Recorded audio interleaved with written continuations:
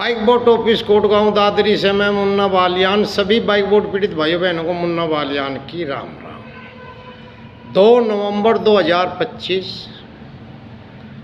आप सभी पीड़ित भाइयों बहनों से अपने धन के वापसी के लिए जो हम अगला कदम कार्रवाई जो करने जा रहे हैं सभी पीड़ित भाई बहन, उससे संबंधित अपडेट आपके साथ साझा करूंगा वीडियो के माध्यम से।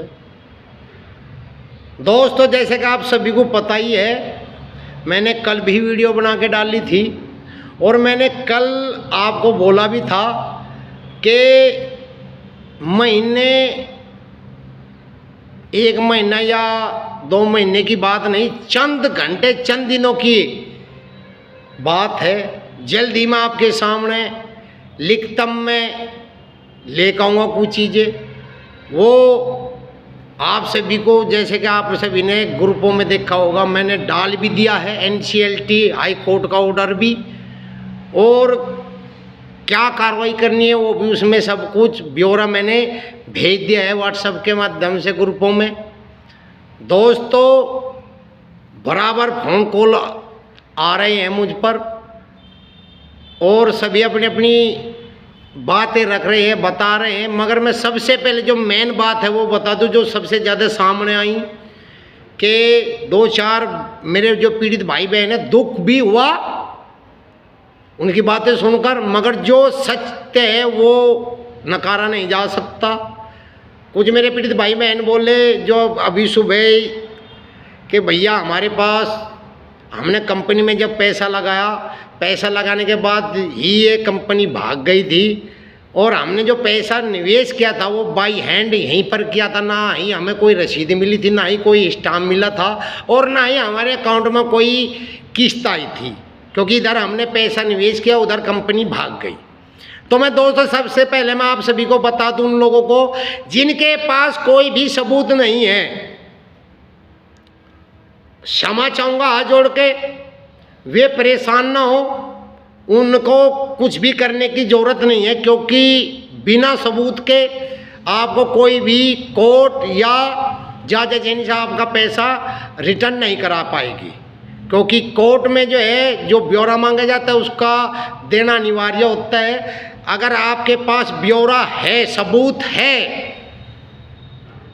अगर आपके अकाउंट में किस्त एक भी आई, उसकी एंट्री है, अगर आपने अपने अकाउंट से कंपनी के अकाउंट में पैसा ट्रांसफ़र किया है, वो भी एक सबूत है, अगर आपने कंपनी में बाई हैंड पैसा जमा किया और यहाँ से एक रसीद मिलती थी, अगर वो भी है वो भी सबूत है, अगर आपको कंपनी का स्टाम्प मिला है वो भी सबूत है। अगर ये कुछ नहीं है आपके पास कुछ भी, तो आपको परेशान होने की ज़रूरत नहीं है, क्योंकि आपका कोई भी सहयोग नहीं कर सकता।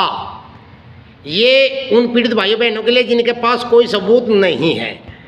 अब रही मतलब बात ये कि जिनके पास सब कुछ सबूत होते हुए भी अब उनको करना क्या है, वो सब कुछ मैंने डाल दिया है NCLT हाई कोर्ट का ऑर्डर। और सबसे मेन पॉइंट जो मैं आपको बताता हूँ सबसे पहले, वो ये है कि 15 नवंबर 2025 आपको अपने डॉक्यूमेंट सबमिट करने की लास्ट डेट है। उससे पहले पहले आपको अपने डॉक्यूमेंट्स डाक द्वारा, जो लिक्विडेटर निर्मल कुमार भैसोनी जी है, उनका जो पता है जो उन्होंने इसमें दिया है, उसके पते पर आपको अपना सारे डॉक्यूमेंट डाक द्वारा सबमिट करने हैं। और ईमेल आईडी भी दी है, उस पर आप ईमेल भी करना चाहते हैं, ईमेल भी कर सकते हैं, मगर डाक द्वारा भेजना जरूरी है, ये ध्यान रहे। वो तो 100% जरूरी है, फॉर्म भर के अपने डॉक्यूमेंट सबमिट करना डाक द्वारा। आप खुद करोगे, इसमें जल्दबाजी ना करें कि तुरंत के तुरंत कोई जल्दबाजी करे। अगर नहीं पता है तो आप जो है अपने किसी भी अच्छे लॉयर वकील से समझने के बाद या उससे भरवा के सारे कागज और वो जो पता है फॉर्म पे ऊपर जो है उसमें डाल कर लिफाफे में, वो पता भी आप चाहो तो खुद ना भर सको तो उस पर वकील पर भरवा कर आप जो है डाक में डाल सकते हो। उसमें जल्दबाजी कुछ भी, अगर आप कुछ भी गड़बड़ या कोई भी चीज़ें छोड़ते हो तो मतलब बात ऐसे उसके आप स्वयं जिम्मेदार होंगे भाई, ये ध्यान रहे।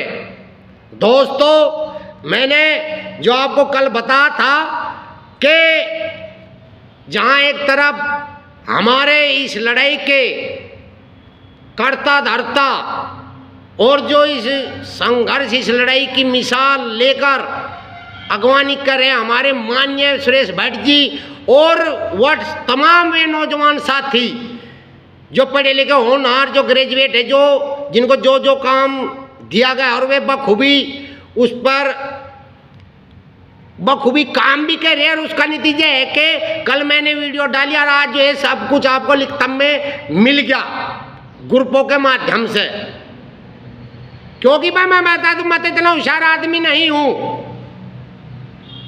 जो मैंने ये परिवार, पीड़ित परिवार में जो मेरा साथ दिया आप लोगों ने और उन नौजवान साथियों ने और सुरेश भट्ट जी के मार्गदर्शन ने, उसकी बदौलत ये सब कुछ रहा। क्योंकि मैं तो धरने पे ही तो बैठा, मगर कार्रवाई जो करे मेरे नौजवान साथी और सुरेश भट्ट जी ही कर रहे हैं। मैं तो सिर्फ बीच की अपने परिवार की कड़ी हूँ जो आपको जानकारी देता हूँ, मगर श्रेय आप सभी का है, हर एक उस पीड़ित का है जिसका सपोर्ट एकजुट होकर इस संघर्ष में साथ दिया। हर एक उस आदमी का बराबर का मैं धन्यवाद करता हूँ और धन्यवाद के आप जो है पात्र भी हो भाई।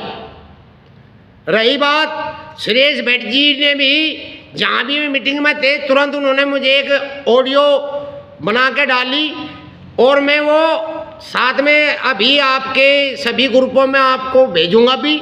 मैं उनका धन्यवाद करता हूँ ईश्वर से कि उनको दीर्घायु प्रदान कर उनके परिवार में जो वो परिवार, वो भी हमारा ही परिवार है, उनका परिवार सदा खुशियों से भरा रहे, जिसने इस ऐसी महान आत्मा भाई इस कलयुग में बहुत कम, हमारे लिए तो वे भगवान ही है। मतलब अपने दिल की बताऊं, और ये सारा परिवार बस एकजुट रहो, धैर्य बनाए रखो। अब जो उम्मीद की, आशा की जो किरण जगी है, इससे ये तो साबित होता है कि 100% जो भाई अपना दावा एनसीएलटी में डाक द्वारा लिक्विडेटर के पते पर भेजेगा, भले देखो जी वो भाई देखो दोस्तों, उसमें मैं जज तो मैं नहीं हूँ, कोर्ट से ऊपर मैं भी हम नहीं है, कोई नहीं होता, कोर्ट स्वरूप पर ही होता है। कितना समय वहाँ लगेगा वो कोर्ट पे डिपेंड करे, मगर इससे एक चीज़ तो साबित होती है, मैं दावे के साथ कह सकता हूँ कि भविष्य में 100% पैसा मिलेगा। साथ ही साथ मेरी सभी पीड़ित भाइयों बहनों से हाथ जोड़ के प्रार्थना है कि कोई भी भाई किसी भी दलाल के चक्कर में ना आवे। ये जो काम है लिखतम में ऑर्डर है, ये एनसीएलटी हाई कोर्ट का है, और जैसे कि आप सभी को पता ही है 29 तारीख की जो तारीख थी सुप्रीम कोर्ट में, वहाँ के जो मुख्य न्यायाधीश है उसने भी हमें जो दिशा निर्देश पीड़ितों को अपने पैसे की रिकवरी के लिए दे दिया था वो एनसीएलटी का ही दिया था। और एनसीएलटी का ऑर्डर भी आपके सामने आप जो है पढ़ सकते हो, ग्रुपों में मैंने डाल रखा है। जो नहीं पढ़ पा रहा वो भाई एक साथ में काम और कर लियो भाइयों, जो ग्रुप में जुड़े हैं, अगर जो नहीं जुड़े और आपके टच में है, ये सब चीज़ें उन तक का जरूर पहुँचावे, ताकि ज़्यादा से ज़्यादा हाथ जोड़कर प्रार्थना करें कि ज़्यादा से ज़्यादा जिन पीड़ितों को नहीं पता उनको भी पता रहते समय पर पता लग जाए, और समय रहते 15 नवंबर से पहले वे भी अपना डॉक्यूमेंट सबमिट कर सके। ये बात हाथ जोड़ कर प्रार्थना, ये हम सबका फर्ज भी बनता है इंसानियत के नाते, हाथ जोड़ कर प्रार्थना कर रहा भाई। देखे एक दूसरे को जानकारी देने में तुम्हारा कुछ नहीं लगता। रही बात भाई किसी को 1 रुपया ना दे दियो, स्वयं काम करना, किसी चीज़ की समझ में ना आवे वो पूछ सकते हो, वकील से सलाह लेके सारा काम करे। जो नहीं आता बड़ी सावधानी से, धैर्य से, और इस काम को जल्द मतलब ये करना शुरू कर दियो बस आजकल से ही शुरू, क्योंकि 15 तारीख लास्ट है। मैं बार बार बताना चाहता हूँ दोबारा फिर पुनः कि 15 नवंबर आपको अपने डॉक्यूमेंट सबमिट करने की डेट जो है वो लास्ट है 15 नवंबर, ये ध्यान रखना। और किसी को भी एक नया पैसा देने की जरूरत नहीं है। आप जो स्वयं अपने डॉक्यूमेंट सबमिट कर सकते हो, समझ लेना, और इसमें विलम्ब मत करना।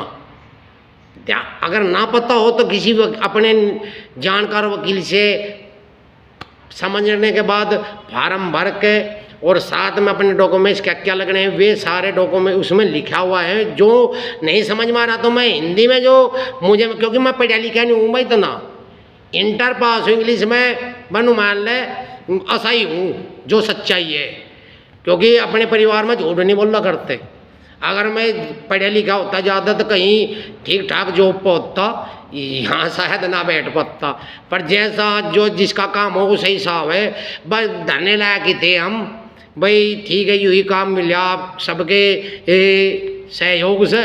इसे बखूबी निभाने में आप सबके साथ से, इसे निभाने में जो है निस्वार्थ, मैं ये पहले बता दूँ, मुन्ना का कोई अपना स्वार्थ नहीं है।